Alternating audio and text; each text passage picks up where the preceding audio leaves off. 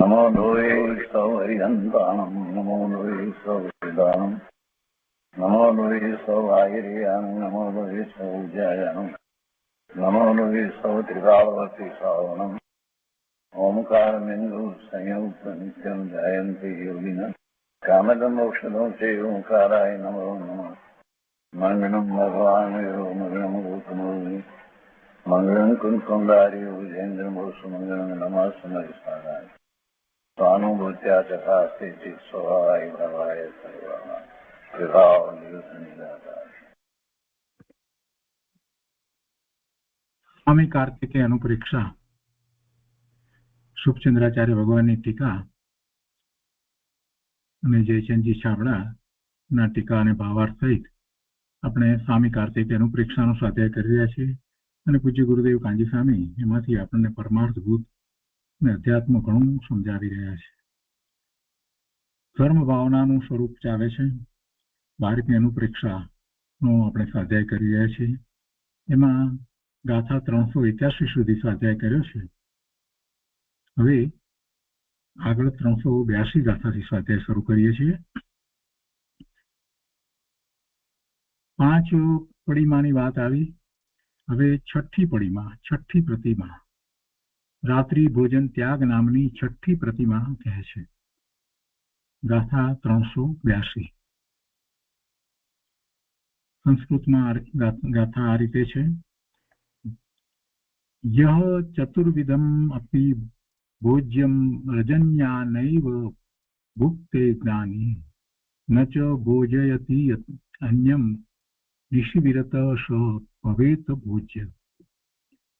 ગાથાના અર્થમાં કહે છે કે જે જ્ઞાની સમ્યક દ્રષ્ટિ શ્રાવક રાત્રિ વિશે 4 પ્રકારના અશન, પાન, ખાદ્ય અને સ્વાદ્ય આહારને ભોગવતો નથી, ખાતો નથી તથા બીજાને તેવું ભોજન કરાવતો નથી, તે શ્રાવક રાત્રિ ભોજનનો ત્યાગી હોય છે. પોતે પણ ખાતો નથી, એવું આહાર લેતો નથી અને બીજાને એવું ભોજન કરાવતો નથી. તે શ્રાવક રાત્રિ ભોજનનો ત્યાગી હોય છે. ભાવાર્થમાં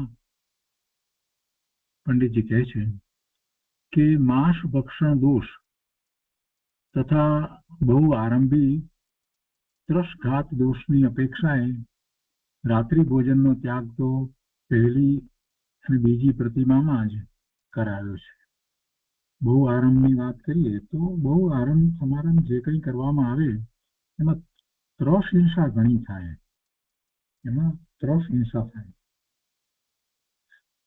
ગૃહસ્થને માટે એકેન્દ્રિયની હિંસા ટાળવી ઘણી અઘરી છે, પરંતુ ત્રસ હિંસા ટાળવા માટે એને એટલી જાગૃતિ રહેવી જોઈએ.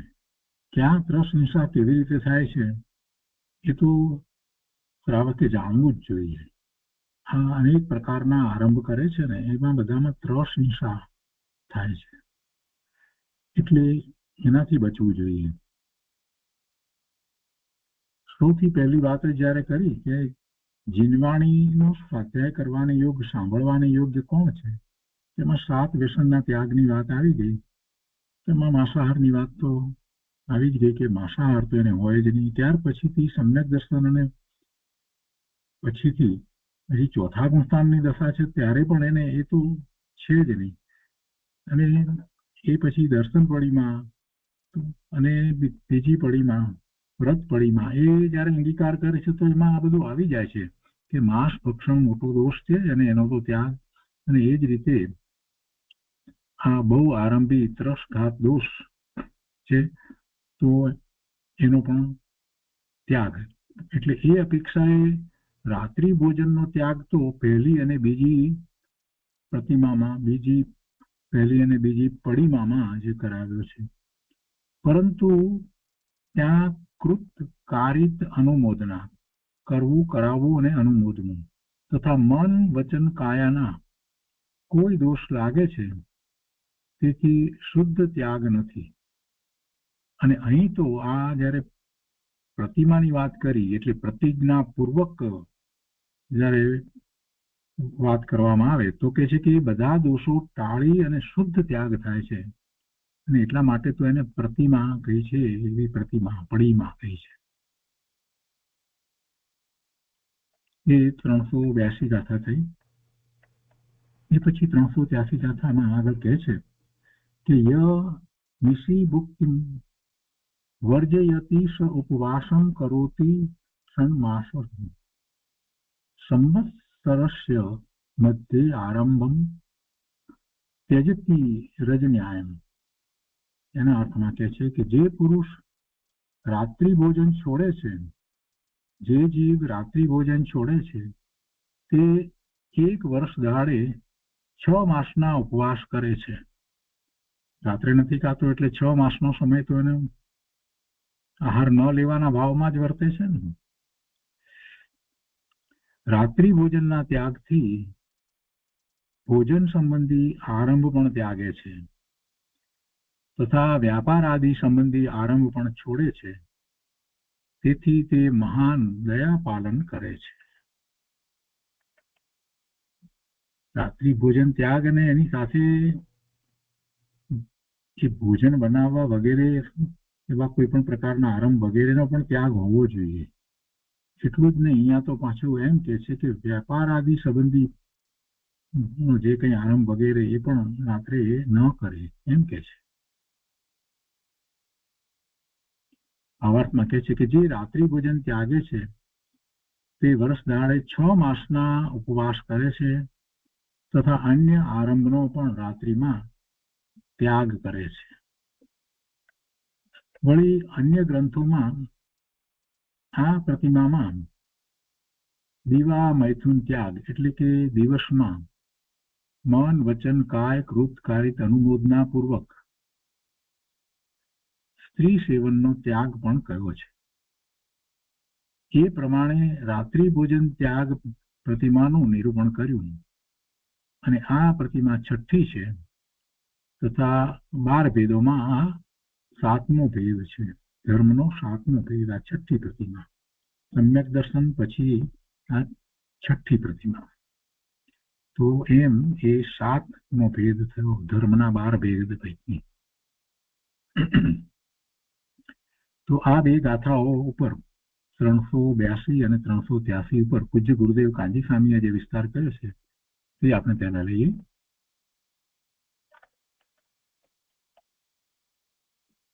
સ્વામી કાર્તિકે અનુપ્રેક્ષા પ્રવચન ભાગ બીજો, એમાં પાના નંબર 173.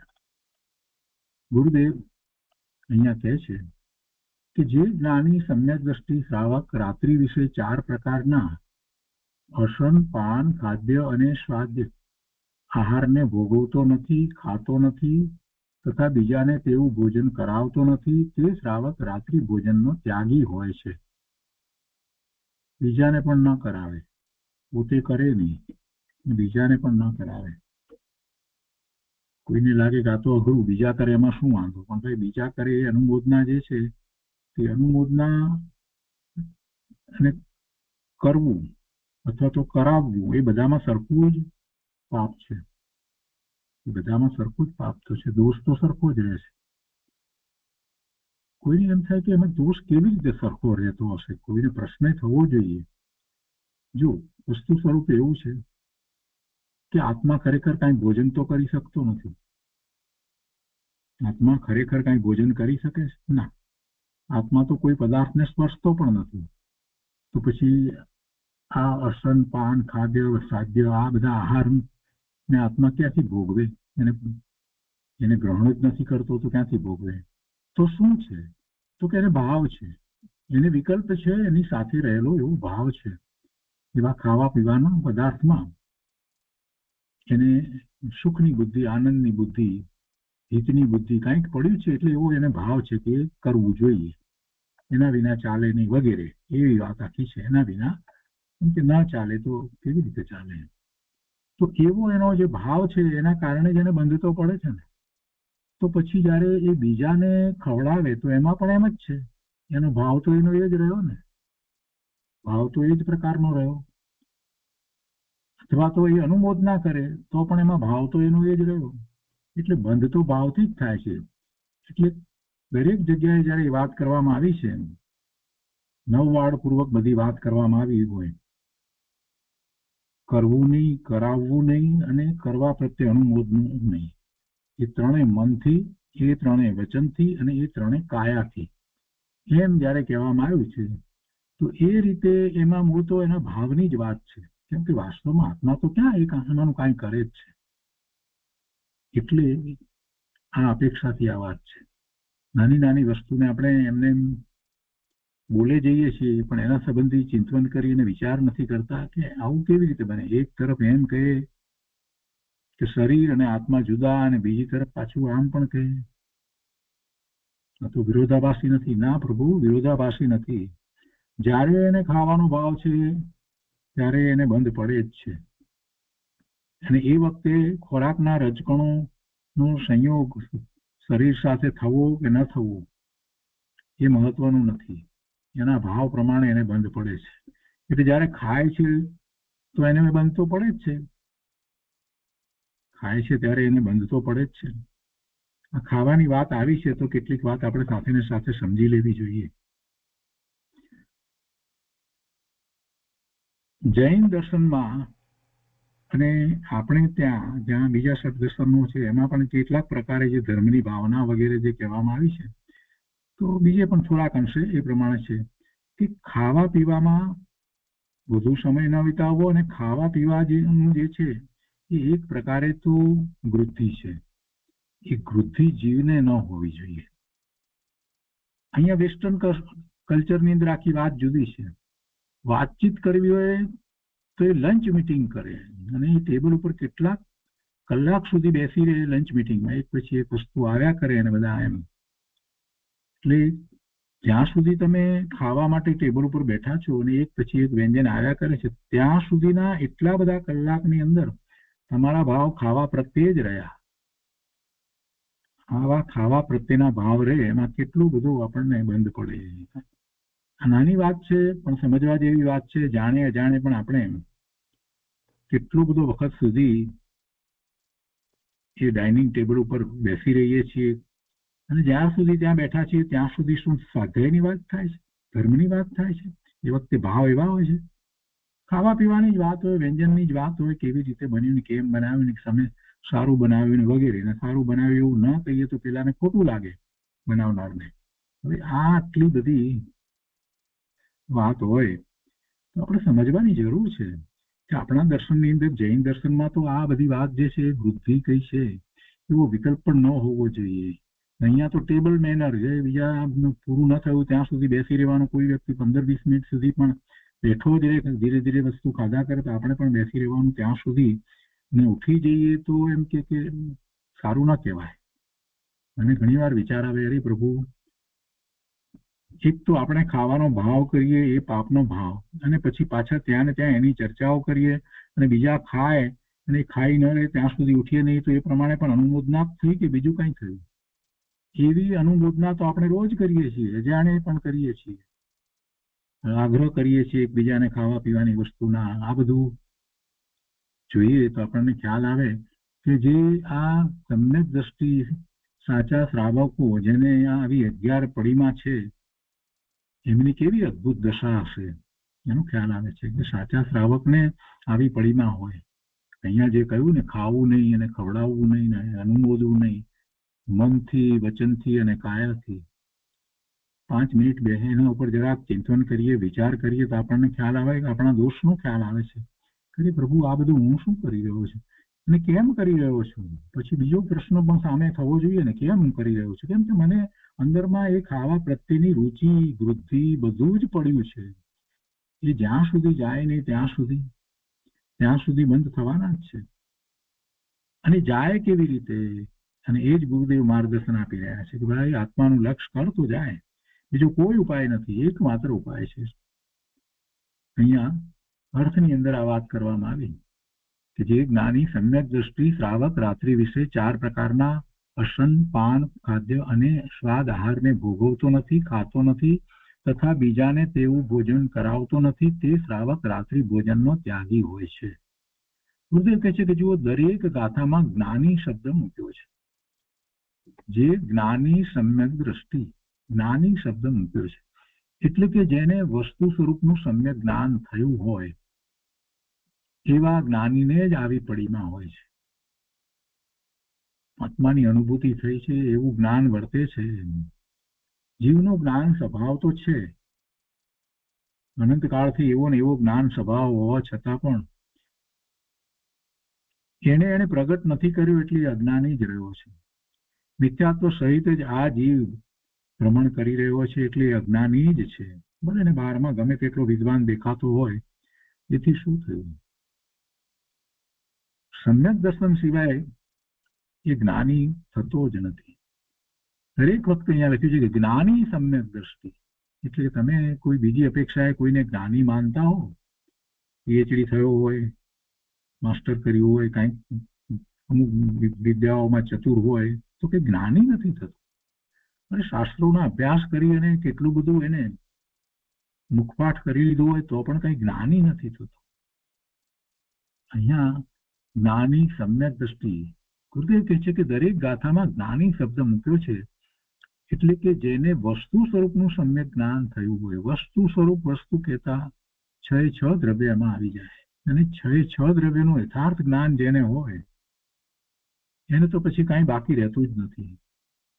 યથાર્થ જ્ઞાનમાં બધું આવી જાય. એમાં યથાર્થ જ્ઞાન 6 દ્રવ્યનો વિચાર કરે, એમાં પોતાના આત્માનું યથાર્થ જ્ઞાન, એટલે તો આખી વાત દ્રવ્યાનુયોગની પણ આવી ગઈ, ચરણાનુયોગની પણ આવી ગઈ, ચરણાનુયોગની પણ વાત આવી ગઈ. ચારે અનુયોગની વાત એમાં સમાઈ જાય છે. આત્માની વાત કરીએ ત્યાં કયા અનુયોગની વાત બાકી રહી જાય છે?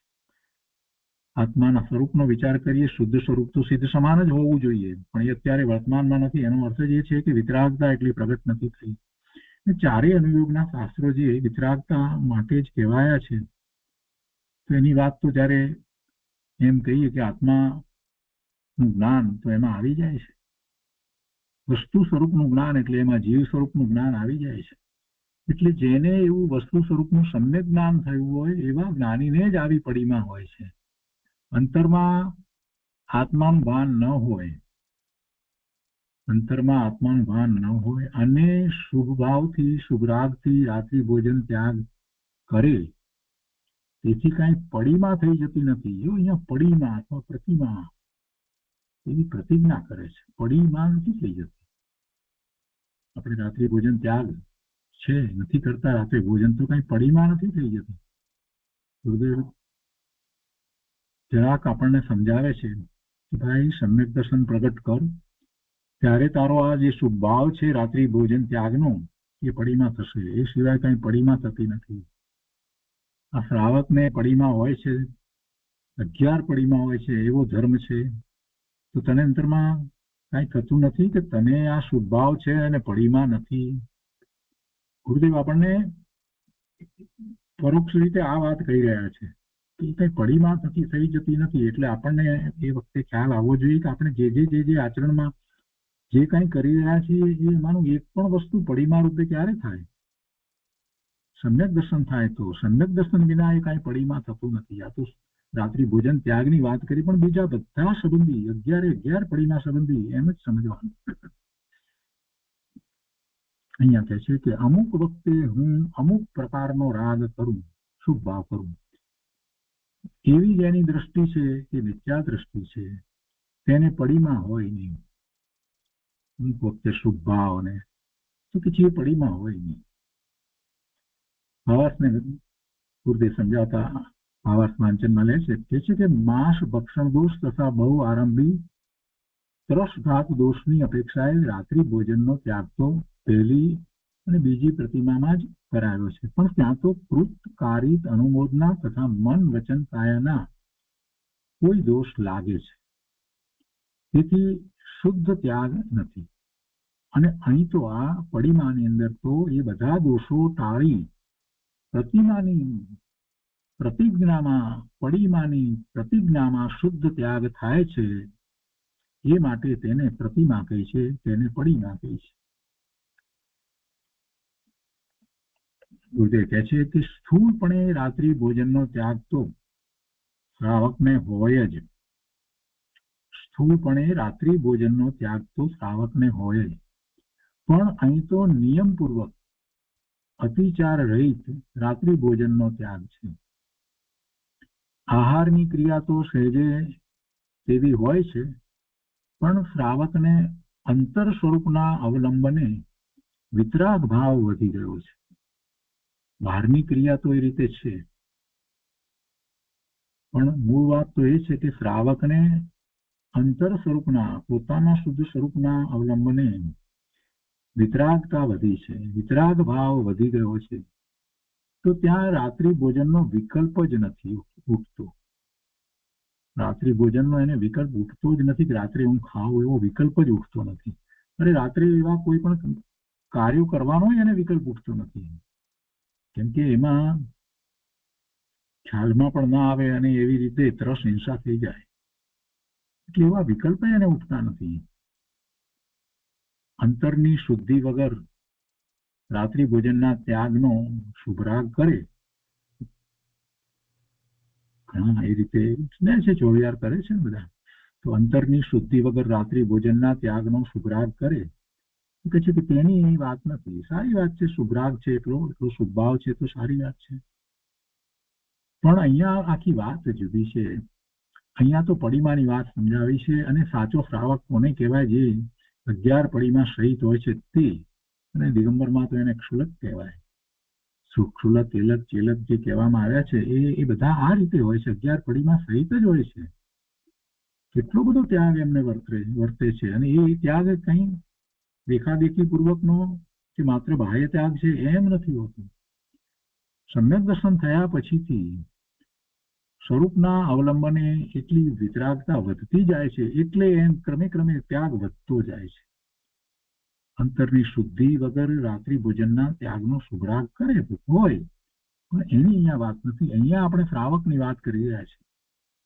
અહીં તો અંતરમાં લીનતાનો અભ્યાસ કરતા શ્રાવકને સહજ શાંતિ વધતા તેવો રાગ થતો જ નથી. છઠ્ઠી પડીમાં વાળા શ્રાવકનો સહજ એવો જ કાળ છે કે ત્યાં તેને રાત્રિ ભોજનનો રાગ થતો જ નથી. રાગ છોડવું એવી દ્રષ્ટિ નથી, પણ જ્યાં અંતરની તેવી શુદ્ધતા થઈ ત્યાં રાગ થવાનો કાળ જ નથી. બહુ સરસ વાત હવે ગુરુદેવ સમજાવે છે આના ઉપરથી પણ, કે છે કે એ સમયે એ દશા એનો વિચાર કરો. અંતરનું લક્ષ થયું છે, કેટલાક અંશે શુદ્ધિ થઈ છે, અને દ્રષ્ટિ સ્વરૂપ તરફ છે, તો પછી ત્યાં રાગ થવાનો કાળ જ નથી. એટલે રાગ છોડવું એવી દ્રષ્ટિ નથી, પણ દ્રષ્ટિ સ્વરૂપ તરફ છે, અને કેટલાક પ્રકારે તો શુદ્ધિ પણ થઈ છે. એટલે કે છે કે જ્યાં અંતરની તેવી શુદ્ધતા થઈ ત્યાં રાગ ઉત્પન્ન થવાનો કાળ જ નથી. એવું કોઈ પણ શુભ ભાવ કે અશુભ ભાવ કાંઈ હોતું જ નથી. રાગ થવાનો કાળ જ નથી, અને એવી જ ક્રમબદ્ધ પર્યાય છે. પ્રશ્ન થાય કે ક્રમબદ્ધ પર્યાય એમ છે તો પછી એવું જયારે અમારું થવું હશે ત્યારે થશે. અત્યારે અમારે એવી ક્રમબદ્ધ પર્યાય ન હોય તો અમને રાત્રિ ભોજનનો વિકલ્પ આવે. આવો પ્રશ્ન કોઈક મિથ્યા દ્રષ્ટિ મહામૂર્ખને થાય. કેમ મહામૂર્ખને થાય? કેમ કે એને હજી ક્રમબદ્ધ પર્યાયનો નિર્ણય થયો નથી, અને પછી ક્રમબદ્ધ પર્યાયની આવી વાત કહે કે અમને પણ જયારે ક્રમબદ્ધમાં થવાનું હશે ત્યારે થશે. પણ ભાઈ તને ક્યાં ક્રમબદ્ધનો નિર્ણય થયો છે? તું ક્રમબદ્ધ પર્યાયને નિર્ણય કરીને એને સ્વીકારે છે તો તારી દ્રષ્ટિ સ્વરૂપ તરફ હોય. એટલે જે વિરોધ કરે છે એને તો કઈ ક્રમબદ્ધનો નિર્ણય નથી, પણ ક્રમબદ્ધ ની વાતને પકડી અને વિરોધ કરે છે એને તો મિથ્યાત્વનું ઘણું પોષણ છે. એને તો પછી એ રીતે ક્રમબદ્ધ શબ્દનો એ રીતે અર્થ કરી અને એટલા મિથ્યાત્વના પોષણ કરે છે કે ક્યારેક એને તો અનંતાનુબંધીના બંધ પડી જાય. એટલે ક્રમબદ્ધ પર્યાયને સમજવાની છે, જેટલું સમજાય તેટલું સમજવાનું, અને જેટલો સ્વીકાર થાય તેટલો સ્વીકાર કરવાનો. ખરેખર ક્રમબદ્ધ જ છે વસ્તુનું સ્વરૂપ, અને એનો નિર્ણય સાચો નિર્ણય સમ્યક દ્રષ્ટિને હોય છે. ગુરુદેવ અહીંયા કહે છે કે જ્યાં અંતરની તેવી શુદ્ધતા થઈ ત્યાં રાગ થવાનો કાળ જ નથી. એટલે જેને સમ્યક દર્શન છે એને આવો જ વિકલ્પ હોય છે, આત્માનો જ વિકલ્પ હોય, આત્માની જ દ્રષ્ટિ હોય, ત્યારે પછી કોઈ શુભભાવ હોતો નથી. રાત્રિ ભોજન ન કરવું કે આમ ન કરવું કે તેમ ન કરવું એવા કોઈ વિકલ્પ હોતા નથી. એની દ્રષ્ટિ સ્વરૂપ તરફ જ હોય છે. એટલે એ સમય એને એવા જ પરિણામ થઈ રહ્યા છે. કેમ થઈ રહ્યા છે? કેમ કે એ સમ્યક દ્રષ્ટિ જ્ઞાની છે એટલે એના પરિણામ ક્રમબદ્ધ એવા જ થઈ રહ્યા છે. ઉત્તરોત્તર એના પરિણામ શુદ્ધિની વૃદ્ધિના થઈ રહ્યા છે. એવી જ ક્રમબદ્ધ પર્યાય છે. ક્રમબદ્ધ પર્યાયની પ્રતીત જેને નથી, શ્રદ્ધા જેને નથી, તેને તો સર્વજ્ઞની પણ પ્રતીત નથી. સર્વજ્ઞતા દ્વારા આપણે નિર્ણય કરીએ છીએ ક્રમબદ્ધ પર્યાયનો. તેને વ્રત કે પડીમાં હોય નહીં. સમ્યક દર્શન વિના વ્રત કે પડીમાં કેવા? પર્યાય તો ક્રમબદ્ધ છે, તેમાં ફેરફાર થતો નથી. એવા નિર્ણયપૂર્વક જ્ઞાન સ્વભાવની દ્રષ્ટિ થઈ. પર્યાય નિશ્ચિત છે, સમય નિશ્ચિત છે. જે સમય જે પર્યાય થવા યોગ્ય છે તે થાય છે. એવો જેને નિર્ણય થયો છે એની દ્રષ્ટિ આત્મા તરફ જાય છે, એના પોતાના જ્ઞાન સ્વભાવ તરફ દ્રષ્ટિ જાય છે. એવા નિર્ણયપૂર્વક જ્ઞાન સ્વભાવની દ્રષ્ટિ થઈ ત્યાં તેના અવલંબને એટલે પોતાના જ્ઞાન સ્વભાવના અવલંબને સહજ શુદ્ધતા વધતી જાય છે. સહજ શુદ્ધતા વધતી જાય છે અને ત્યાં તે પ્રકારનો રાગ થતો જ નથી. કોઈ રાગ થતો નથી. અને રાગ થવાનો હતો અને ન થયો એમ નથી. જો બીજી વાત સાથે ગુરુદેવે લીધી છે કે નહીતર શું રાગ થવાનો હતો એ વખતે અને હવે એટલે રાગ ન થયો એમય નથી.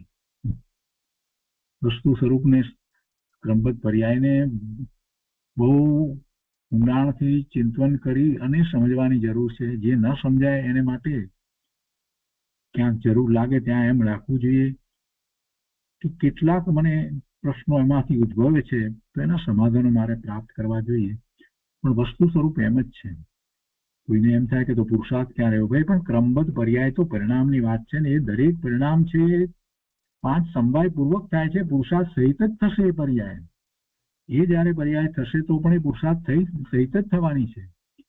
સ્વરૂપની દ્રષ્ટિ થતા એવી રાગની પર્યાય નથી થતી તો સ્વરૂપની દ્રષ્ટિ થાય છે. પુરુષાર્થ પૂર્વક સ્વરૂપની દ્રષ્ટિ થાય છે. 5 સમવાય પૂર્વક સ્વરૂપની દ્રષ્ટિ થાય છે. કઈ એમને સ્વરૂપની દ્રષ્ટિ થઈ ગઈ? પુરુષાર્થને સમજતો નથી ને એટલે એને પ્રશ્ન થાય છે. એમ જ થાય છે. આ તો ક્રમબદ્ધ પર્યાયની વાત જે છે ને એ તો દર્પણ જેવી વાત છે. દર્પણમાં આપણે માનતા હોય કે હું બહુ સુંદર, બહુ રૂપાળો, બહુ આમ તેમ બધું, દર્પણમાં જોઈએ તો આપણને ખ્યાલ આવે કે કેમ છે. એવી આ ક્રમબદ્ધ પર્યાયની વાત છે. હું સ્વાધ્યાય કરું, મને આમ તેમ બધી વાત બરાબર છે, પણ ક્રમબદ્ધ પરિણામ પોતાના જે થઈ રહ્યા છે ને એને અવલોકે તો એને ખ્યાલ આવે કે પોતે ક્યાં ઊભો છે. પોતાના પરિણામ કેમ આવા ક્રમબદ્ધ કેમ આવા થઈ રહ્યા છે? ક્રમબદ્ધમાં થઈ રહ્યા છે એટલે બીજાને કારણે થઈ રહ્યા છે? ના, એ થઈ રહ્યા છે 5 સમવાય પૂર્વક એટલે એમાં એના વિભાવ ભાવના પરિણામ થઈ રહ્યા છે. તો એનું પુરુષાર્થ જે છે કેવો છે? ઊંધો પુરુષાર્થ છે. એટલે ઊંધા પુરુષાર્થ પૂર્વક પોતાના પરિણામ થઈ રહ્યા છે. ક્રમબદ્ધ પર્યાયમાં જ થઈ રહ્યા છે પરિણામ. મારા પરિણામ અત્યારે આવા કેમ થયા? પોતાના પરિણામને અવલોકે તો એને ખ્યાલ આવે કે 5 સમવાયની અંદર પુરુષાર્થ ઊંધો કરીએ ત્યારે આવા પરિણામ હોય. મારો પુરુષાર્થ બરાબર નથી થઈ રહ્યો.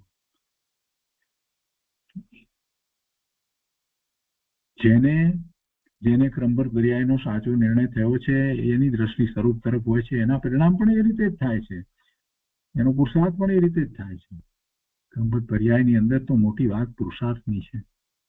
અહીંયા ગુરુદેવ કહે છે કે ક્રમબદ્ધ પર્યાયની પ્રતીત જેને નથી તેને તો સર્વજ્ઞની પણ પ્રતીત નથી. એટલે સમ્યક દર્શન પણ નથી ને તેને વ્રત કે પડીમાં હોય નહીં. પર્યાય તો ક્રમબદ્ધ છે, તેમાં ફેરફાર થતો નથી. એવા નિર્ણયપૂર્વક જ્ઞાન સ્વભાવની દ્રષ્ટિ થઈ ત્યાં જ્ઞાન સ્વભાવના અવલંબને સહજ શુદ્ધતા વધતી જાય છે. સહજ શુદ્ધતા વધતી જાય છે અને ત્યાં તે પ્રકારનો રાગ થતો જ નથી. એમ નથી કે રાગ થવાનો હતો અને ન થયો, એમ નથી. કેમ કે પરિણામ ફરતા નથી. પરિણામ ફરતા નથી. જે પર્યાય થવાની હોય તેને ફેરવવાની કોઈની તાકાત નથી. જીનેન્દ્ર દેવે જાણ્યું છે, ભગવાનના જ્ઞાનમાં એ વાત આવી છે, સર્વજ્ઞના જ્ઞાનમાં જગત આખાના બધા જ પદાર્થોની ત્રણેય કાળની બધી જ પર્યાયો સ્પષ્ટ દેખાય છે. એટલે ભગવાન એને જાણે છે, કઈ કરતા નથી, એનું નિયમન કરતા નથી. જીનેન્દ્ર દેવે જાણ્યું છે, પણ ફેરવવાની તાકાત તેમનામાં પણ નથી. તો બીજો તો કોણ ફેરવે? અને આ વાત તો પહેલા 321, 322, 323 ગાથામાં આવી ગઈ છે. સમ્યક દ્રષ્ટિને કેવી પ્રતીત હોય તેનું વર્ણન કર્યું છે. આ બધી વાત આવી છે. ક્રમબદ્ધ પર્યાયની આખી વાત આવી ગઈ છે. અને તેવી પ્રતીત રાખીને આ વાત છે. પર્યાયનો ફેરફાર કરી દેવાની જેની માન્યતા છે તે તો મિથ્યા દ્રષ્ટિ છે. કોઈને પાછું એમ થાય કે પર્યાયમાં મારે ફેરફાર કરવાનો નહીં, તો પછી હું ધર્મ કેવી રીતે કરીશ? અધર્મથી ધર્મ તરફ વળવું એ તો મારે કંઈક તો કરવું પડતું હશે ને. એને મનમાં કોઈને એવા પ્રશ્ન થાય. તો પર્યાયનો ફેરફાર કરી દેવાની જેની માન્યતા છે તે તો મિથ્યા દ્રષ્ટિ છે. એટલે જગતમાં પર પદાર્થોના પરિણામો ફેરવવાની જેની માન્યતા છે એ માન્યતા જેની છે એ તો મિથ્યા દ્રષ્ટિ છે. અને પોતાના પરિણામ પણ ક્રમબદ્ધ થાય છે એવો જેને સ્વીકાર છે, તો એને બહારમાં ઉપયોગ રહેતો નથી. એનો ઉપયોગ સ્વ તરફ વળી જાય છે. અને સ્વ તરફ ઉપયોગ થાય છે તો સમ્યક દર્શન થાય છે. સમ્યક દર્શન થયા પછીથી ક્રમબદ્ધ પર્યાય થઈ રહી છે એ માટે એને કોઈ આશંકા ઉત્પન્ન નથી થતી કે બરાબર છે, એમ જ પરિણામ થઈ રહ્યા છે. એની તો દ્રષ્ટિ સ્વરૂપ તરફ જ રહે છે. સ્વભાવની દ્રષ્ટિ સહિત શુદ્ધતા વધતા રાગ થતો જ નથી. સ્વભાવની દ્રષ્ટિ સહિત શુદ્ધતા વધતા રાગ થતો જ નથી. એવી જ સહજ ભૂમિકા છે. તેનું આ વર્ણન છે. ભલે ચરણાનુયોગનો ગ્રંથ હોય, પણ મૂળ વાત દરેક ગાથાની અંદર સમ્યક દર્શન સહિતની વાત લીધી છે. એટલે ગુરુદેવ કહે છે કે આ વર્ણન એનું છે. સાથે રહેલી બીજી બધી વાત છે, મુખ્ય વાત તો આ છે. સ્વભાવની દ્રષ્ટિની વાત છે, શુદ્ધતાની વૃદ્ધિની વાત છે. અને એવા જયારે પરિણામ થઈ રહ્યા છે ત્યારે રાગના પરિણામ નથી થતા. એવી સહજ ભૂમિકા હોય છે. એટલે એવું ચારિત્ર હોય છે. તેનું આ વર્ણન છે. છઠ્ઠી પ્રતિમા વાળાને રાત્રિ ભોજન કરવાનો ભાવ ન હોય, તેમજ કરાવે કે અનુમોદે પણ નહીં. અને એ વાત ઉત્કૃષ્ટ અપેક્ષાએ, એટલે કે ગૃહવાસથી વિરત થયેલા શ્રાવકની અપેક્ષાએ છે. ગૃહસ્થાશ્રમથી જે વિરત નથી એવા ગૃહસ્થ શ્રાવકને એવો રાગ હોય છે કે બીજાને પાણી પાય, રાત્રે બાળકને પાણી આપે, તે એવી ભૂમિકા વાળો છે. એમ તે પોતાની ભૂમિકાને જાણે છે. સમ્યક દ્રષ્ટિ હોય અને કોઈ એવું પણ સાથે હોય કે બાળક વગેરે આપવું પડતું હોય તો એ જાણે છે. એમ કે છે તે એવી ભૂમિકા વાળો છે. અને એમ તે પોતાની ભૂમિકાને જાણે છે. વર્તમાનમાં ગૃહસ્થાશ્રમમાં રહેલા અને ગૃહસ્થાશ્રમથી વિરત એવા બે પ્રકારના શ્રાવકો હોય છે. ગૃહસ્થાશ્રમમાં રહેલા અને ગૃહસ્થાશ્રમથી વિરત એવા બે પ્રકારના શ્રાવકો હોય છે. તેમાં અહીં ઉત્કૃષ્ટ અપેક્ષાએ વર્ણન છે. જે ગૃહસ્થાશ્રમમાં રહેલો છે એવો શ્રાવક સમ્યક દર્શન થયું છે તો બધું જાણે છે કે આ બધા ભાવ કઈ પોતાને હોય નહીં, એમ એ જાણે છે. એવી અનુમોદના પણ હોય નહીં. અને એ રુચિપૂર્વક એવી રીતે કોઈ અનુમોદના કે એ બધું કઈ કરતો નથી. પણ ગૃહસ્થાશ્રમમાં છે એટલે આ જે ઉદાહરણ ગુરુદેવે આપ્યું ને એ સમજવા માટે આપ્યું છે કે રાત્રે એ બાળકને પાણી આપે. એટલે પ્રશ્ન જે આપણને થાય એની પહેલા જ ગુરુદેવે ઉત્તર આપી દીધો કે એવા બે પ્રકારે શ્રાવક છે. ગૃહસ્થાશ્રમમાં રહેલા અને ગૃહસ્થાશ્રમથી વિરત. ગૃહસ્થાશ્રમથી વિરત ક્ષુલકની વાત કરીએ, જલકની વાત કરીએ કે જે આગળ વધી અને મુનિ દશા ગ્રહણ કરવાના છે. તો એવા બે પ્રકારના શ્રાવક હોય છે, તેમાં અહીં ઉત્કૃષ્ટ અપેક્ષાએ વર્ણન છે.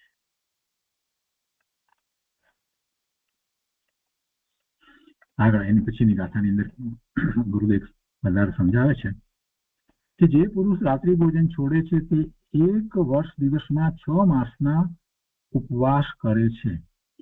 રાત્રિ ભોજનના ત્યાગથી ભોજન સંબંધી આરંભ પણ ત્યાગે છે. ભોજન સંબંધી આરંભ પણ ત્યાગે છે તથા વ્યાપાર આદિ સંબંધી આરંભ પણ છોડે છે. તેથી તે મહાન દયા પાલન કરે છે. આ વાત સમજી અને સ્વીકારવા જેવી છે. રાત્રે અનેક પ્રકારની પ્રવૃત્તિઓ જે કરે છે ને એને સમજવાની જરૂર છે. કોઈ એમ થાય કે શું વાંધો છે, આપણે રાત્રે સમય મળે છે તો કાર્યો કરી લઈએ, પણ પ્રભુ સૂક્ષ્મ જીવો, સૂક્ષ્મ એવા જીવો, 2 ઇન્દ્રિય જીવો, 10 જીવો, 3 ઇન્દ્રિય કેવા પણ જીવો હોય, એમાં 4 ઇન્દ્રિય, એવા સૂક્ષ્મ જીવો જે છે એ દેખાતા નથી, એની હિંસા થઈ જાય છે. એટલે રાત્રે આ બધું કરવું ના જોઈએ. આ બધા ભોજન સંબંધી પણ કાંઈ કાર્ય ના કરવું જોઈએ, વ્યાપાર સંબંધીની પણ બીજી બધી કાંઈ પણ પ્રવૃત્તિઓ વગેરે જે છે તે બધું ના કરવું જોઈએ. વેપાર આદિ સંબંધી આરંભ પણ છોડે છે, એવા આરંભ કોઈ કરે નહીં. અને તેથી ખરેખર એ મહાન દયા પાલન કરે છે, મહાન દયાવાન છે. શ્રાવકને તે વખતનો સ્વકાળ જ આવો હોય છે. ગુરુદેવ તો ઉપરની વાત આપણને સમજાવે છે કે ભાઈ ખરેખરો શ્રાવકો એને તો એમ જ હોય. શ્રાવકને તે વખતનો સ્વકાળ જ આવો હોય છે, તેની આ વાત છે.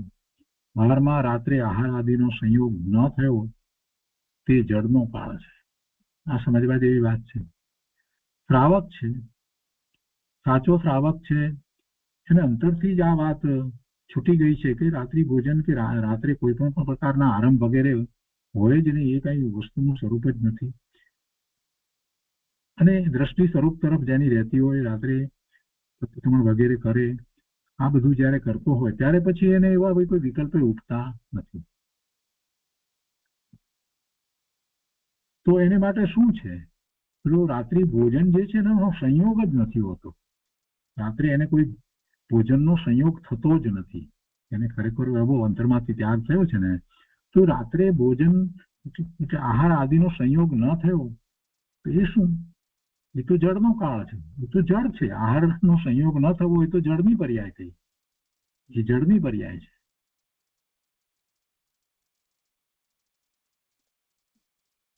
ત્યાં દ્રષ્ટિને પણ રાત્રે આહારનો સંયોગ ન થાય અને એટલે કઈ એને રાત્રિ ભોજન ત્યાગ થઈ જાય છે, એ તો જળનો સંયોગ છે.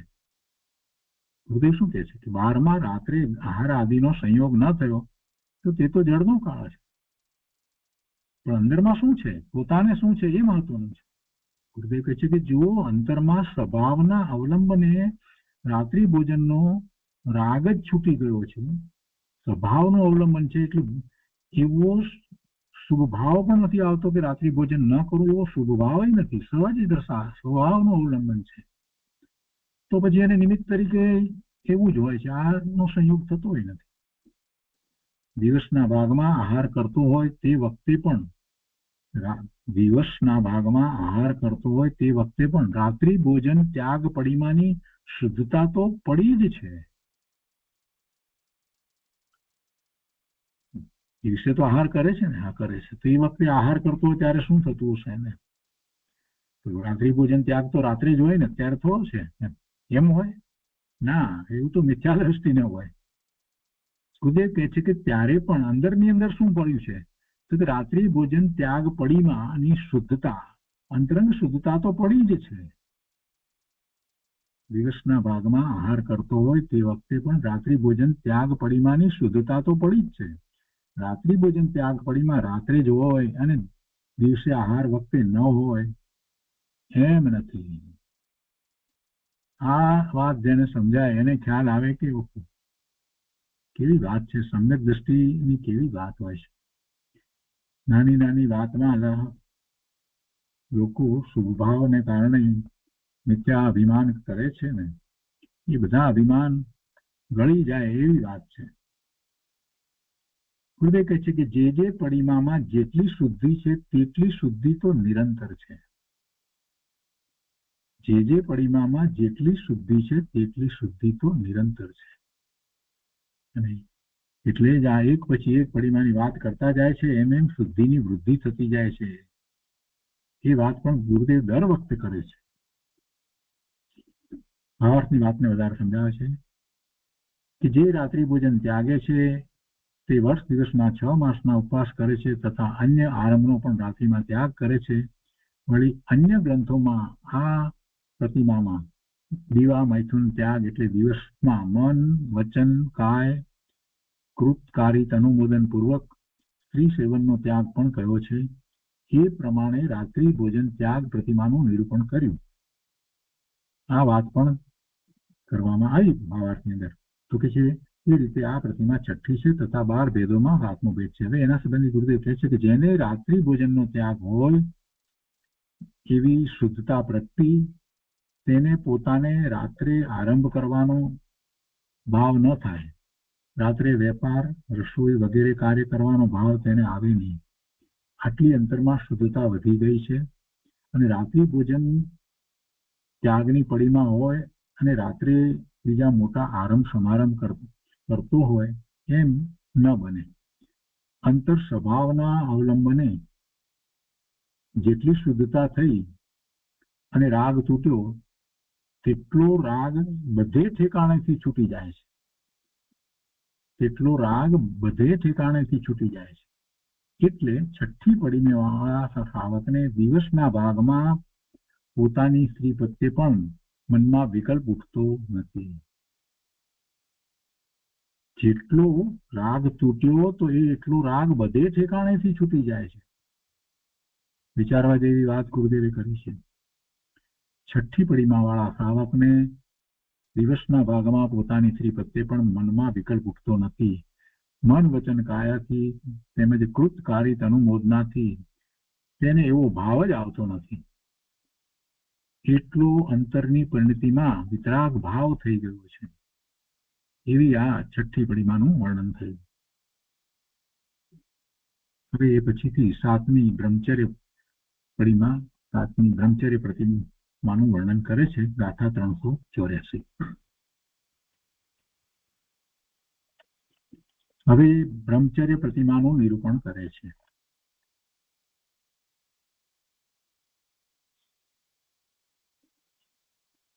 સર્વાસા શ્રીણા ય અભિલાષમ ન કુર્વતે જ્ઞાની મનો વાક્કાયેન ચ બ્રહ્મવ્રતી સ ભવેત સદૈવ. હવે અહીંયા 384ની ગાથા ને આગળ એક કરી અને એનો બીજો પેટા ભાગ તરીકે કહ્યું છે કે ય કૃતકારિત અનુમોદન મનો વાક્યાયન મૈથુનમ ત્યજતી બ્રહ્મ પ્રવચ્યારૂઢ બ્રહ્મવ્રતી ભવેત સદય. એના અર્થમાં કહે છે કે જે જ્ઞાની સમ્યક દ્રષ્ટિ શ્રાવક દેવાંગના મનુષ્યની એટલે મનુષ્યમાં સ્ત્રી, તિર્યંચણી અને ચિત્રામણની એટલે ચિત્રમાં રહેલી એવી ઇત્યાદિ ચારે પ્રકારની બધી સ્ત્રીઓનો મન વચન કાયાથી અભિલાષ ન કરે તે બ્રહ્મચર્ય વ્રતનો ધારક થાય છે. કેવો છે તે? દયાનું પાલન કરવા વાળો. એ દયાનું પાલન કરવા વાળો છે. આ બ્રહ્મચર્ય પડીમાની વાત છે. ચારેય પ્રકારની સ્ત્રી અહીંયા લીધી. દેવાંગના સ્ત્રી, મનુષ્યનીમાં સ્ત્રી, તિર્યંચણી અને ચિત્રમાં રહેલી સ્ત્રી એમ ચારેય પ્રકારની બધી સ્ત્રીઓનો મન વચન કાયાથી અભિલાષ ન કરે તે બ્રહ્મચર્ય વ્રતનો ધારક થાય છે.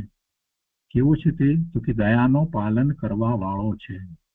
અને પછી ભાવાર્થમાં કહે છે કે સર્વ સ્ત્રીઓનો મન વચન કાય તથા કૃતકારિત અને અનુમોદનાથી સર્વથા ત્યાગ કરે તે બ્રહ્મચર્ય પ્રતિમા છે.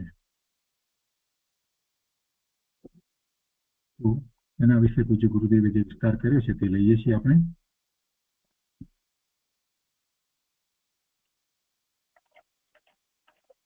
ગાથા 384. અર્થમાં કહે છે કે જે જ્ઞાની સમ્યક દ્રષ્ટિ શ્રાવક દેવાંગના, મનુષ્યની, ત્રિજણી અને ચિત્રામણની ઇત્યાદિ ચારે પ્રકારની બધી સ્ત્રીઓનો મન વચન કાયાથી અભિલાષ ન કરે તે બ્રહ્મચર્ય વ્રતનો ધારક થાય છે. અને કેવો છે તે તો કે દયાનો પાલન કરવા વાળો છે. અંતરમાં ચિદાનંદ બ્રહ્મ સ્વરૂપ આત્મામાં પોતાનો આત્મા, ચિદાનંદ જ્ઞાન આનંદ સ્વરૂપ પોતે ભગવાન આત્મા, તો અંતરમાં એવા ચિદાનંદ બ્રહ્મ સ્વરૂપ આત્મામાં રમણતા વધતા, એમાં વિશેષ એકાગ્રતા થતા, એમાં રમણતા વધતા એવો અકષાય ભાવ થઈ ગયો કે મન વચન કાયાથી કૃતકારિત અનુમોદનાથી સર્વ સ્ત્રીઓનો ત્યાગ છે. કૃતે કહે છે કે એમ કરતા સ્વરૂપમાં રમણતા કરતા એને એવો અકષાય ભાવ થઈ ગયો, અકષાય ભાવ કોઈ કષાય નહીં, કે મન વચન કાયાથી કૃતકારિત અનુમોદનાથી સર્વ સ્ત્રીઓનો ત્યાગ છે. સમ્યક દર્શન થયું ત્યાં જ ભાન તો થયું હતું કે મારું સુખ વિષયોમાં નથી. સમ્યક દર્શન થયું ત્યાં જ ભાન તો થયું હતું કે મારું સુખ વિષયોમાં નથી. સમ્યક દર્શન પૂર્વે એણે એ વાતને માહિતી રૂપે સ્વીકારી હતી કે સાચું સુખ તો આત્મામાં જ છે, બહારમાં ક્યાંય સુખ નથી. આ ઇન્દ્રિયોના વિષયો જે છે એ સુખનું કારણ નથી, મારું સુખ એમાં નથી. આ વાતનો સ્વીકાર તો પહેલા દ્રગસ્મૃતના અભ્યાસ દ્વારા થયો હતો, અને એવા સ્વીકાર પછીથી એ વિશેષ પુરુષાર્થ કરે છે અને સ્વરૂપની દ્રષ્ટિ કરે છે ત્યારે સમ્યક દર્શન થાય છે. તો એ વખતે સમ્યક દર્શન થયું ત્યાં જ ભાન તો થયું કે મારું સુખ વિષયોમાં નથી. અને અહીં તો સ્વરૂપમાં એકાગ્રતાનો અંશ વધતા, પાંચમા ગુણસ્થાનની દશામાં એવો અંશ વધતા વિષયની વૃત્તિ જ છેદાઈ ગઈ છે. વિષયની વૃત્તિ ઉઠતી જ નથી પાંચમા ગુણસ્થાનમાં. અને એમાં પણ આટલી પ્રતિમાઓ લીધી છે, આટલી પડીમાઓ લીધા પછીથી તો એને કેવી દશા છે તો કે છે કે સ્વરૂપમાં એકાગ્રતાનો અંશ વધતા શુદ્ધિની વૃદ્ધિ વધી રહી છે, વિતરાગતા વધતી જાય છે, ત્યારે પછી વિષયની વૃત્તિ જ છેદાઈ ગઈ છે, વૃત્તિ ઉઠતી જ નથી. એવી બ્રહ્મચર્ય પડીમા વાળાની દશા છે.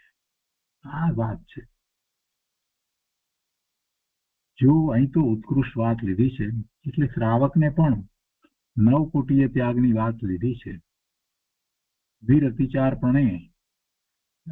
વિના 9 કોટીથી ત્યાગ તો મુનિવરોને હોય છે, પણ અહીંયા તો એવા ઉત્કૃષ્ટ શ્રાવકની વાત લીધી છે.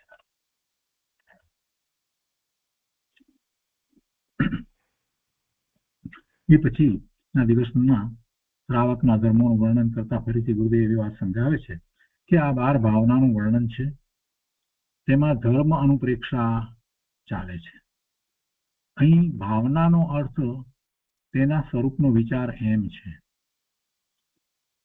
મુનિ હોય તે શ્રાવકના ધર્મનો પણ વિચાર કરે,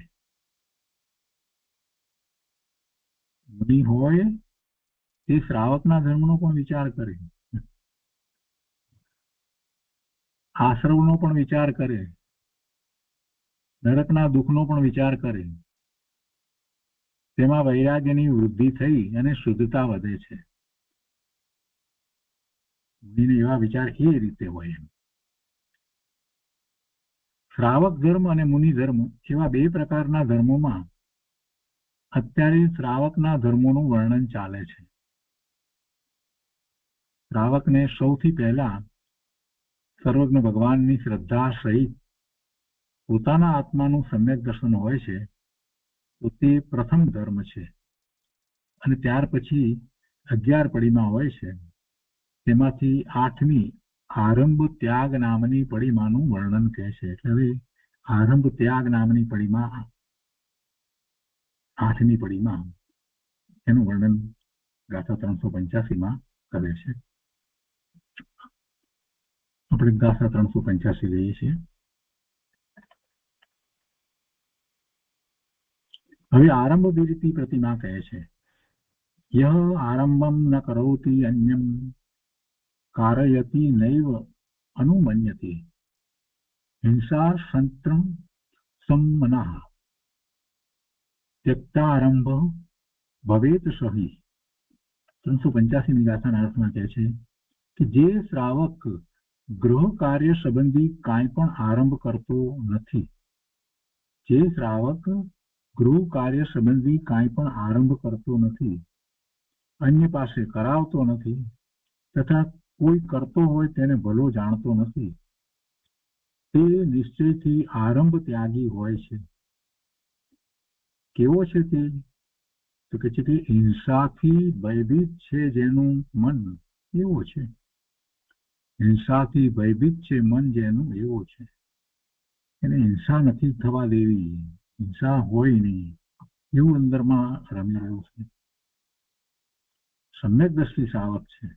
હવે આ વાત જરાક કોઈને અઘરી પણ પડે. શું કહ્યું અહીંયા? કે જે શ્રાવક ગૃહ કાર્ય સંબંધી કાંઈ પણ આરંભ કરતો નથી. અહીંયા રાત્રિ વગેરેની વાત નથી, કાંઈ પણ આરંભ કરતો નથી. આરંભ કેમ કે 385ની ગાથા છે શેની છે? આરંભ વીરતિ, આરંભ વીરતિ પ્રતિ. કાંઈ પણ આરંભ ન કરવો તો પછી કેવી રીતે જીવાય? ઘણાના મનમાં તો આવો પ્રશ્ન થાય, પણ એ મિથ્યા દ્રષ્ટિના પ્રશ્નો છે. જે સમ્યક દર્શનના સ્વરૂપને સમજ્યો જ નથી, ભલે સમ્યક દર્શન પ્રગટ ન થયું હોય, સાધક દશામાં હોય, પણ સમ્યક દર્શન તો પ્રગટ કરવું જ છે એવો જ એને નિર્ણય વર્તે છે, અને એ તરફનો એનો પુરુષાર્થ પણ થઈ રહ્યો છે. એને માટે આ વાત છે. પેલા મિથ્યા દ્રષ્ટિને સમજાવવાની આ વાત નથી. એટલે આવી વાતો ક્યાંય બહાર કરવાનો અર્થ નથી, કોઈને સમજાવવાનો અર્થ નથી. એને બધું હાસ્યાસ્પદ લાગે, કેમ કે એના મનમાં તો એમ છે કે કાંઈ પણ કર્યા વગર થાય જ નહીં, તો જગતના કામો બધા અટકી જાય. એને તો મનમાં એમ છે આ બધા કાર્યો ન થાય તો પછી કેવી રીતે ચાલે, જગત કેવી રીતે ચાલે? આ દ્રષ્ટિ છે ને એની મિથ્યા દ્રષ્ટિ, એ તો દ્રષ્ટિ છે ને. આપણે તો એનાથી આગળ, ઘણા આગળ દૂર ચાલ્યા ગયા છીએ. આપણે તો એ વાતનો સ્વીકાર કરીએ છીએ કે જગતના બધા દ્રવ્યોનું પરિણમન સ્વતંત્ર થઈ રહ્યું છે, તો થઈ રહ્યું છે. અસંખ્ય અનંત પરમાણુના સ્કંદ જે છે એની પણ પર્યાયો જે સમયે જે રીતે બદલાવાની છે તે રીતે બદલાઈ રહી છે. એમાં કોઈને કાંઈ કરતું નથી. એટલે જગતનું કાર્ય કોઈ કરે છે એ ભ્રમણા કાઢી નાખવા જેવી છે. જગતનું સ્વરૂપ જ એવું છે. બધા પદાર્થો આપણને જે દેખાય છે તો આપણને એમ લાગે કે આ બધું ફેક્ટરીમાં બને છે, આમ છે તેમ છે. કોણ કરે ને કેવી રીતે થાય? બધી જ જગ્યાએ પરમાણુનો વિચાર કરીએ તે બધા પરમાણુનું જે પરિણમન થવા યોગ્ય છે તે થાય છે, અને એમાં કેટલાય નિમિત્તો એ વખતે ઉચિત નિમિત્તો હોય છે. તો એ નિમિત્તો જે છે પણ વાસ્તવમાં પોતાનું જ કાર્ય કરતા હોય છે, અને આ રીતે જગત આખું પરિણમી રહ્યું છે. 6 દ્રવ્યો એ રીતે પરિણમી રહ્યા છે. વસ્તુ સ્વરૂપ આવું છે એવો જયારે સ્વીકાર થયો છે ત્યાર પછી એને માટે આ વાત છે. સામાન્ય વ્યક્તિની તો વાત જ નથી. જે ધર્મ એટલે સુધી આગળ આવ્યો જ નથી, પહોંચ્યો જ નથી, એને આ સમજાય એવું નથી. એને તો એમ લાગે કે એવું કેવી રીતે બની શકે? કઈ કાર્ય જ ન કરવું ને બીજા કરતા હોય એને પણ ભલું ન માનવું, એ તો એક ઊંધી જ દલીલ કરવાનો છે. એમ કે છે કે એમાં પછી કેવી રીતે ચાલે જગત? ખાવું પીવું આ તે બધા વ્યવહારો જગતના લોકોનું જીવન કેવી રીતે ટકે? એને તો એમ જ વિચાર આવે છે એમાં કઈ બધી જગ્યાએ કઈ પાપ થઈ જાય છે એવું થોડું છે. એવી એ તો દલીલ કરશે. પણ ભાઈ એ કોની દલીલ છે? એ દલીલ મિથ્યા દ્રષ્ટિની દલીલ છે. મિથ્યા દ્રષ્ટિને જે પુરુષાર્થ લાગે છે જેમાં એ આખી રાગ, દ્વેષ અને અજ્ઞાન સહિત એનો બધો પુરુષાર્થ હોય છે. એનો પુરુષાર્થ એ રીતે હોય છે. આપણે કંબત પર્યાયના સ્વાધ્યાયમાં એ વાત લીધી હતી કે અજ્ઞાનીનો પુરુષાર્થ કેવો અને જ્ઞાનીનો પુરુષાર્થ. જ્ઞાની કોને પુરુષાર્થ સમજે, અજ્ઞાની કોને? એટલે એને તો એમ લાગે કંઈ કરીએ જ નહીં તો કેવી રીતે ચાલે જગત? સમજી જશે તો પછી જગતમાં કઈ કાર્ય ન થાય એમ તો કેમ બને?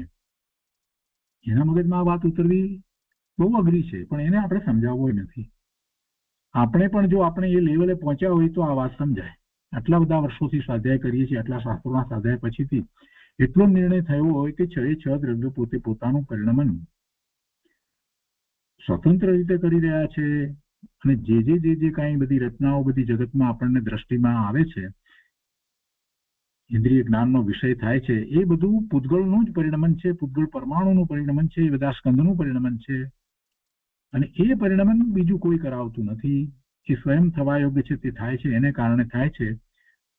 ને કોઈ પણ વાતનો એમાં શાંતિથી વિચાર કરવામાં આવે તો ખ્યાલ આવે છે કે જે કંઈ બને છે એમાં કેટલા બધા બીજા બધા એવી જ રીતે પૂતગળો જે છે તે પોતાનું પરિણમન કરતા થતા, જુદી જુદી રીતે પરિણમન કરતા થતા એ નિમિત્ત થઈ રહ્યા છે. ફેક્ટરીમાં મશીન, તો મશીન પણ એ પૂતગળનો સ્કંદ છે, અને એ પૂતગળના સ્કંદનું પરિણમન, વિભાવ પરિણમન એ વખતે એ રીતે થવા યોગ્ય છે તો તે રીતે થાય છે. એમાં જે મટીરિયલ જે વપરાય છે એની પર્યાય જે બદલવાની છે તો એ વખતે એ રીતે બદલાય છે.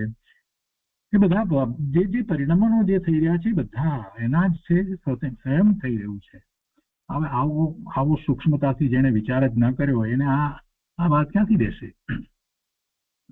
કે છે કે જે શ્રાવક ગ્રહ કાર્ય સંબંધી કાંઈ પણ આરંભ કરતો નથી, અન્ય પાસે કરાવતો નથી, તથા કોઈ કરતો હોય તેને ભલો જાણતો નથી. અહીંયા રાત્રિની વાત નથી, આમનામ વાત છે. પેલા રાત્રિની વાત હતી, અહીંયા તો આ વાત. તો તે નિશ્ચયથી આરંભ ત્યાગી હોય છે. આરંભનો ત્યાગ. અડધો કલાક શાંત ચિત્તે વિચાર કરવામાં આવે તો ખ્યાલ આવે એવી વાત છે. અને એ ખરેખર હિંસાથી ભયભીત છે. એટલે એને કહેવાનો આશય એ છે, એને કોઈ પણ પ્રકારે હિંસાનું કારણ બનવું નથી, પોતાને હિંસામાં નિમિત્ત થવું નથી. ભાવાર્થમાં કહે છે કે મન વચન કાયાથી તથા કૃતકારિત અનુમોદનાથી ગૃહ કાર્યના આરંભનો ત્યાગ કરે છે તે આરંભ ત્યાગ પ્રતિમાધારી શ્રાવક હોય છે. અને આ પ્રતિમા 8મી છે, અને 12 ભેદોમાં આ 9મો ભેદ છે. તો એની વાત આપણે લઈએ. પૂજ્ય ગુરુદેવે જે સમજાવ્યું છે તે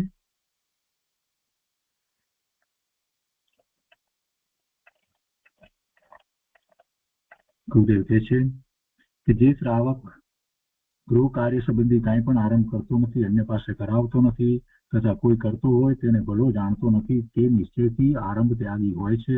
એવો છે તે તો કે હિંસાથી ભયભીત છે, મન જેનું એવો છે. અને ગુરુદેવ એમાં સમજાવે છે કે આ પડીમાવાળા શ્રાવકને સચેત વસ્તુની જેમાં હિંસા થતી હોય એવા આરંભના પરિણામ થતા નથી. અંતરમાં ચૈતન્યના અવલંબને એટલી શુદ્ધતા થઈ ગઈ છે, પોતે આરંભ કરતો નથી, કોઈ પાસે કરાવવાના પરિણામ પણ કરતો નથી, અને કોઈ આરંભ કરતો હોય તો તેને અનુમોદવાનો ભાવ પણ થતો નથી. અંતરમાં એટલી ઉદાસીનતા અને શાંતિ વધી ગઈ છે, એટલે લગ્ન, વેપાર વગેરે ગૃહસ્થીના કાર્યોમાં લક્ષ્ય જતું નથી. બધા કાર્યો થઈ રહ્યા છે એમાં એનું લક્ષ્ય જતું નથી. એને એમ નથી થતું કે હું આ બધું કરવું જોઈએ ને કરવું ને આમ નથી. જે થાય છે તે થાય છે, આખો ભાવ જ એનો એ છે. એટલે અનુમોદના કોની કરવી? શેની અનુમોદના કરવી? વસ્તુ સ્વરૂપ જ એવું છે કે જે થવા યોગ્ય છે તે થઈ જ રહ્યું છે. એમાં મારે અનુમોદના કરવાની ક્યાં જરૂરત છે? અનુમોદના શેની કરવી? કરવું નથી, કરાવવું નથી. જે થઈ રહ્યું છે તેનો તો એક નાતા દ્રષ્ટા થઈ જાય છે. ઉદાસીનતા, ગુરુદેવ કહે છે ને, અંતરમાં એટલી ઉદાસીનતા અને શાંતિ વધી ગઈ છે. ઉદાસીનતા ક્યાં થાય? એનું જ્ઞાતા દ્રષ્ટા થયા વિના ઉદાસીનતા થાય છે કઈ? એટલે કોઈ એવા કાર્યો જે છે એનું લક્ષ્ય જ જતું નથી.